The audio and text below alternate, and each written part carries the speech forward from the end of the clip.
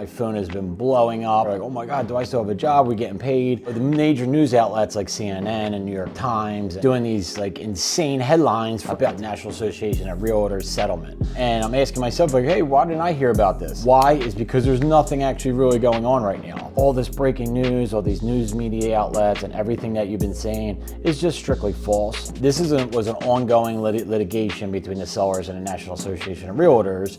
And at the end of the day, they ended up proposing this settlement that they were going to do, which doesn't take place until July. A couple of proposed changes that might be coming to the real estate market. One is that our multi-listing service is now taking compensation out of the equation. Now, it doesn't really change that much. It's that because originally we were being accused of steering. There is agents, and in especially different markets, they would show the 3% over the 2.5%. This is taking away the steering and taking the commission structure out of the MLS. The compensation just isn't going to be marketed anymore. Another change that is coming that they're saying is that now all buyers are going to have to go into some compensation agreement, which is typically our buyer agency contract, which is we've been doing in the last 15 years.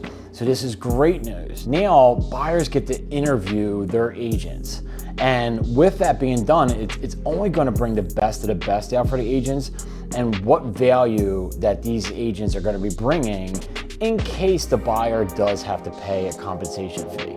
Another proposed settlement agreement or change, like I might say, is that the commissions are now negotiable. And guess what? They've always been negotiable. And the big question was always like, hey, why does a seller pay the buyer agent? And the whole purpose was that we never want to dip into the buyer's pockets because right now they're doing everything they can to get these properties.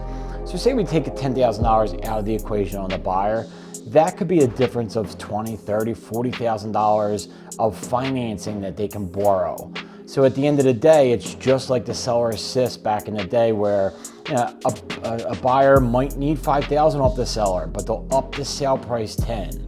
So that is what the end of the day, which is going to be, is that what are you netting? What is the value that we're bringing? And that is really the whole situation that's going on right now. In conclusion of this breaking news is that there is nothing that's changing right now. We don't have any idea what the next changes will be, but guess what? Change is great. And this is only going to bring the best of the best out. And you are, as the consumer, you're now going to be able to get the best possible agent that is going to take you to that finish line and help you find that dream home. The settlement is in July, and we will update you whenever these changes do come.